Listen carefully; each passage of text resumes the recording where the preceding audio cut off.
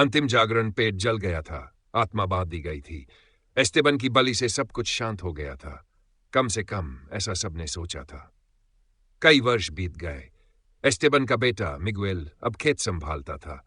उसका बेटा राफेल 17 साल का हो चुका था, तेज, निडर और अपने दादा की कहानियों को बस किस्से मानने वाला।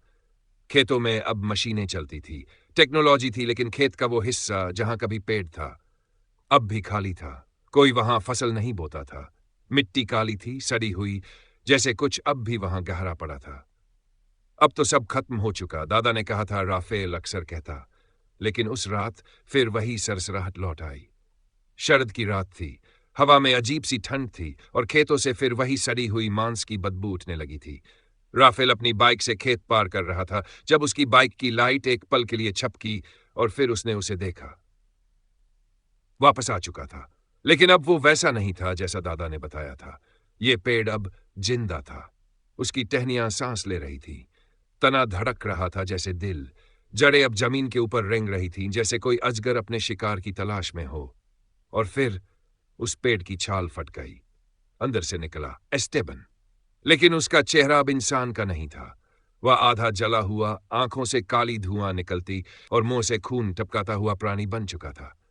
दादा, राफेल कांप गया। मैं नहीं, वो गुर्राया, मैं अब सिर्फ उसका मुंह हूं। पेड़ अब आत्मा नहीं था, वो खुद नरक बन चुका था। गांव में हाहाकार मच गया।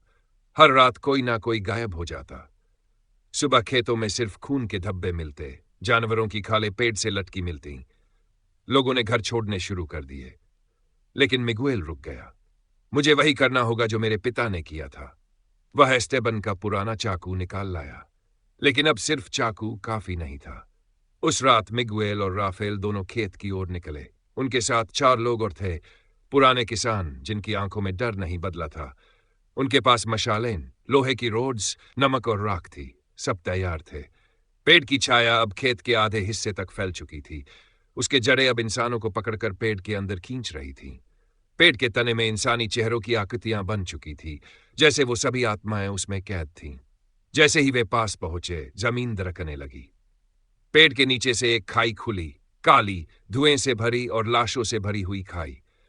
और वहां से निकली वो चीज, एक आत्मा नहीं, एक राक्षस, काला, सींगों वाला और खून से सना हुआ। उसकी पीठ पर जली हुई आत्माएं चिपकी थी, जैसे वो उनके चीखों से जिंदा हो। मुझे बांध नहीं सकते, अब मैं खुद जमीन हूं, वो बोला। और फिर शुरू हुआ नरसंहार। एक किसान की गर्दन एक ही झटके में उखड़ गई, दूसरा जड़ों में लिपट गया और पेड़ के तने में समा गया। उसकी चीखें अब पेड़ की धड़कन बन गई। मिगुएल और राफेल भागे नहीं। पापा, अब क्या करे? राफेल चीखा। तेरा खून, वही उसे बांध सकता है, मिगुएल बोला। उसका वंश वही बंद करेगा जिसे उसने शुरू किया था। नहीं, राफेल ने चिल्लाया। हां, मिगुएल ने चाकू राफेल के हाथ में थमाया और खुद दौड़ पड़ा। पेड़ ने उसे पकड़ लिया और उसी पल राफेल ने अपनी कलाई काटी, खून पेड़ की जड़ पर गिराया और चाकू को पेड़ के तने में घोंप दिया। एक जोरदार चीख, पेड़ की जड़ें जलने लगी, आत्माएं चीखने लगी, राक्षस छटपटाने लगा। राफेल की आंखों के सामने सब कुछ राख बन गया। मिट्टी फिर से सूख गई। पेड़ अब नहीं था और उसके नीचे मिगुएल की राख और चाकू। आज भी खेत के उस कोने में कोई नहीं जाता। राफेल जिंदा है, लेकिन उसकी आंखों में अभी वो खाई दिखाई देती है। वो अब चुप रहता है, कभी पेड़ का नाम नहीं लेता।